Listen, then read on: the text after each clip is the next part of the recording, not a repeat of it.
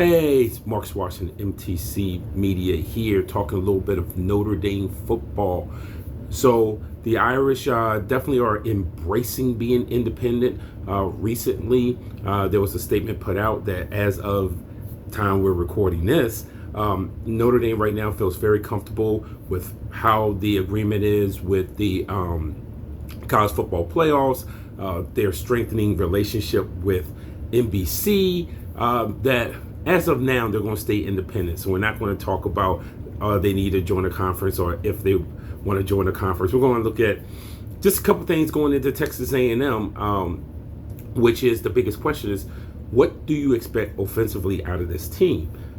New offensive coordinator Mike Denbrock should bring a modern type of outlook to the Notre Dame offense. We've seen it. I just never thought they've had the correct quarterback to really dive into a lot of RPOs and those type of things. They will have one in Riley Leonard if he's completely healthy.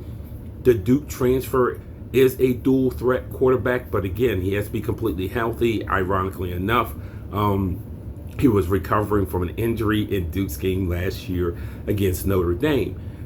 There are questions about the wide receiving core, despite bringing in all kinds of transfers. And of course, Notre Dame, who has churned out a lot of offensive linemen for the NFL, that is one of their bigger questions this year is what's the offensive line going to be?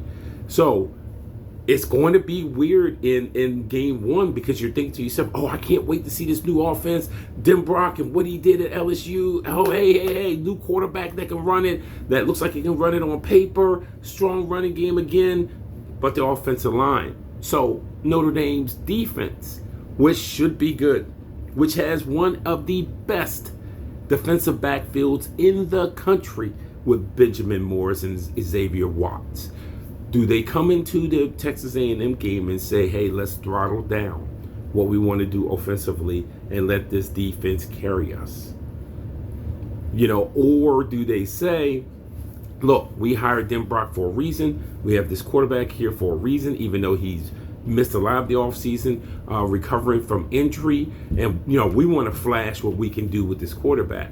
It will be interesting to see, especially if Notre Dame falls behind that game, just how much of that playbook are they willing to dive into in week one, and how much will the playbook be throttled down because of them being conservative and saying, let the defense handle it.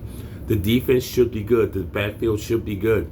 I still have some questions about the front seven. We'll see what the front seven does. So I don't know if Notre Dame truly wants to go down to College Station saying, well, we're going to act like this is the defense that had, Teo on it. That was a whole different circumstance, whole different defense, and college football a little bit different. So for Notre Dame, Texas A&M, I know we're still a couple weeks out from it, but certainly if you're a Notre Dame fan, start thinking to yourself or start accepting the fact that right now offensively, with all the changes supposedly for the better, and they're probably going to be changes for the better, we just have to see how long that offense will be and how much they're willing to delve into that playbook in week one, which, by the way, is one of the more important games. When you look at Notre Dame's schedule, it's one of the more important games of the season.